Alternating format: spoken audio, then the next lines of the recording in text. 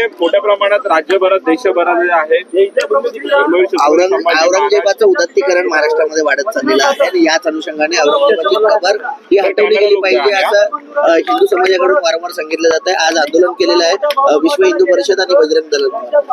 एक लक्षात घ्या, भारत हा हिंदू राष्ट्र आहे आणि छत्रपती संभाजी महाराज किंवा छत्रपती शिवाजी महाराज यांनी जे हिंदूंचं साम्राज्य स्थापन केले आणि की औरंगजेबांचं जे आक्रमण होतं, जे क्रूरकर्म होता, त्यांना ह्या महाराष्ट्रामध्ये मारलेलं आहे। ती एक औरंगजेबाची जी कबर आहे ही एक आपली हिंदूंच्या मनाला दुःख देणारी घटना आहे। ती कबर तिथं आहे। आपण लक्षात घ्या, कुठल्याही चांगल्या गोष्टी लक्षात ठेवतो, कुठलीही वाईट गोष्ट लक्षात ठेवत नाही। त्याचप्रमाणे समस्त हिंदू बांधवांची एकच मागणी आहे, ही जी काही आम्हाला वाईट आठवण करून देणारी गोष्ट आहे ती कुठेही जतन केली नाही गेली पाहिजे। म्हणून आमची एकच मागणी आहे की जी कबर आहे औरंगजेबाची ती पुसून टाकली पाहिजे, हटवली पाहिजे। आपण लक्षात घ्या, आपण चांगल्या ज्या गोष्टी आहेत किंवा चांगल्या ज्या आठवणी आहेत त्या फक्त लक्षात ठेवतो, वाईट आठवणी आपण ठेवत नाही। त्याचप्रमाणे ही जी काही औरंगजेबाची कबर आहे ही इथून हटली पाहिजे, जेणेकरून याचं उदात्तीकरण झालं नाही पाहिजे। कारण एक लक्षात घ्या, आता ज्याप्रमाणे सुशासन चालू आहे, ज्याप्रमाणे काम चालू आहे, हे कुठेतरी याला वेगळं वळण लावण्यासाठी औरंगजेबाचं उदात्तीकरण केलं जात आहे। तर हे कुठेही झालं नाही पाहिजे आणि हे कदापि हिंदू सहन करणार नाही। त्याच्यामुळे ही लवकरात लवकर शासनाने सुद्धा ही कबर हटवली पाहिजे, अन्यथा हिंदू स्वतः ही हटवून टाकेल। कबर हटवण्याची कबर हटवण्याचे वारंवार म्हटलं जात आहे, मात्र याला आधीपासून काँग्रेसच्या सरकारच्या काळापासून एएसआयचं संरक्षण देण्यात आलेलं आहे। आता पोलीस बंदोबस्त देखील नाही, आमची मागणी तेच आहे ना, एएसआयचं संरक्षण असो किंवा काय असो, आम्ही रीतसर सुद्धा मागण्या करणार आहोत। मी म्हणलं ना की ज्या वाईट गोष्टी आहेत किंवा वाईट मनाला वेदना देणाऱ्या गोष्टी आहेत त्या कुठेतरी हटवून टाकल्या पाहिजे। ही सगळ्या हिंदूंची भावना आहे आणि ही भावना लक्षात घेऊन शासनाने यावर कारवाई करावी आणि ती कबर हटवावी, ही एकच मागणी आहे। शेवटचे जर ही मागणी जर तुमची पूर्ण झाली नाही, केंद्रातलं सरकार हिंदुत्वाचं सरकार म्हटलं जात आहे, जर तुमची मागणी पूर्ण झाली नाही तर बजरंग दलचा पुढचा इशारा काय असेल? एक लक्षात घ्या, हे हिंदूंचं सरकार आहे आणि आम्हाला खात्री आहे की हे सरकार येणाऱ्या काळात नक्कीच याच्यावर हटवल। कारण लोकभावना जी आहे ती सरकार जाणून घेईल, त्यानुसार काम करेल, याची आम्हाला खात्री आहे। Thank you. औरंगजेब की कबर हटाने की मांग जो है वो बढ़ती जा रही है। आज विश्व हिंदू परिषद बजरंग दल ने भी ये विषय को छेड़ा है और आंदोलन किया है। क्या कहते हैं? विश्व हिंदू परिषद अंतर्गत बजरंग दल जो है इस देश में हर एक उस चीज के खिलाफ है जो चीज हमें गुलामगिरी की याद दिलाती है। इस देश में गुलामगिरी की याद दिलाने वाली कोई चीज हमें नहीं रखनी है।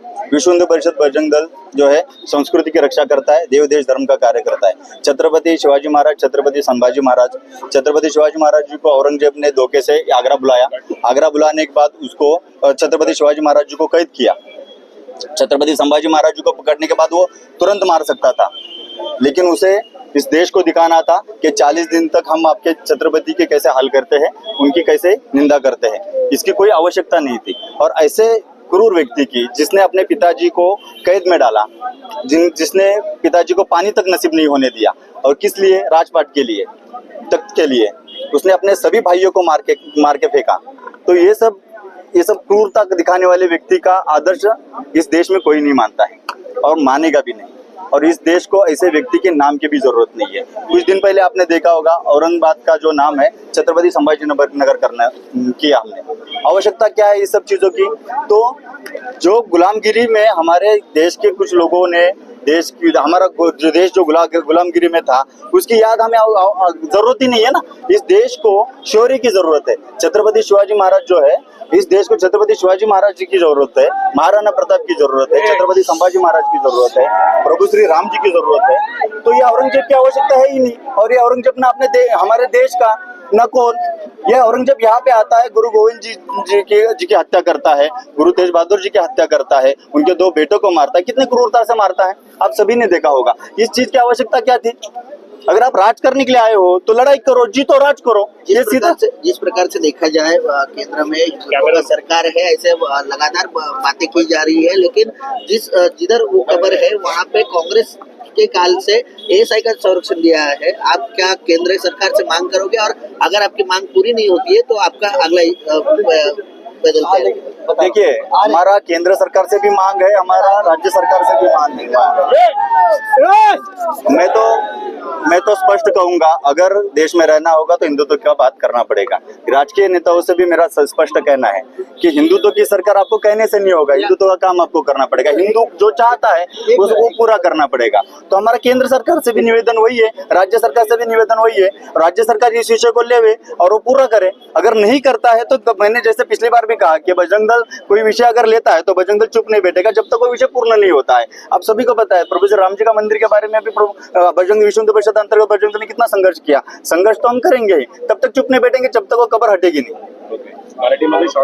पूर्ण महाराष्ट्रभर जे आमचं म्हणणं आहे की बजरंग दलाने या देशातल्या संस्कृतीचं रक्षण आधी पण केलेलं आहे, आता पण करत आहे, पुढे करणार आहोत। संस्कृतीचा जो वारसा आहे तो चांगल्या संस्कृतीचा वारसा आपण जपून ठेवला पाहिजे, ना की गुलामगिरीचा संस्कृतीचा वारसा आपण जपून ठेवला पाहिजे। हा देश शूरवीरांचा आहे। आटकेपार छत्रपती शिवाजी महाराजांच्या मराठ्यांनी झेंडे फडकवले, परंतु कुठेही कोणत्याही प्रकारचा अन्यायाचं उदाहरण एकही नाही। तर आमचा आदर्श असा आहे, छत्रपती शिवाजी महाराजांना मानणारे आम्ही लोक आहोत। औरंगजेबची कबराची इथे आवश्यकता नाही आणि ती तुरंत काढली गेली पाहिजे। जोपर्यंत ती कबर काढणार नाही तोपर्यंत विश्व हिंदू परिषद बजरंग दल शांत बसणार। पण गेल्या अनेक वर्षांपासून त्या कबरीला एएसआयचं संरक्षण जे आहे ते काँग्रेस काळापासून आहे। केंद्र सरकार हिंदुत्वाचं सरकार म्हटलं जातं। या सरकारकडे काय मागणी असेल? मागणी पूर्ण नाही झाली तर बजरंग दलाचं पुढचं पाऊल काय असेल? हे आहे काँग्रेसच्या सरकार, काँग्रेसने बऱ्याचशा अशा ठिकाणी संरक्षण देऊन ठेवलेलं आहे। अशा बऱ्याचशा गोष्टी त्यांनी केलेल्या आहेत ज्या या देशावरती काळिंबा फासणाऱ्या गोष्टी आहेत। सगळ्यांना उदाहरण माहित आहेत, मला त्या विषयावरती बोलायचं नाही। केंद्र सरकारला सुद्धा आमचं हेच मागणं आहे की त्वरित संरक्षण काढून घ्यावे। संरक्षण काढून घेण्याची आवश्यकता नाहीये, तुम्ही कबर हटवा आणि तिथे कबर हटवल्यानंतर संरक्षणाचा विषयच येत नाही ना। कबर हटवून तिथे कोण जाणारच नाहीये, कशासाठी सांभाळून ठेवायचं आपल्याला तो वारसा? जपायचाच नाहीये वारसा। केंद्र सरकार सुद्धा आमचं तेच म्हणणं आहे आणि तेच मी पुन्हा सांगतो, जोपर्यंत कबर हटवणार नाही, हा आमचा पहिला टप्पा आहे आंदोलनाचा। आमचं म्हणणं आम्ही सरकारला सांगत आहोत, समाजाची जी मागणी आहे सरकारपर्यंत पोहोचवत आहोत। याच्यानंतर जर मी मागणी पूर्ण नाही केली किंवा याच्यावरती काही काम नाही केलं तर आम्ही पुढचा टप्पा म्हणून पूर्ण उग्र आंदोलन करू। त्याच्या पुढे जायचं असेल त्याच्या पुढेही सुद्धा जाऊ। तोपर्यंत शांत नाही बसणार, तोपर्यंत ती कबर हटणार नाही। सर, आपलं नाव? रणजित जाधव, कोकण प्रांत संयोजक, Bajrang Dal. Okay, thank you. ABP माझा, उघडा डोळे बघा नीट।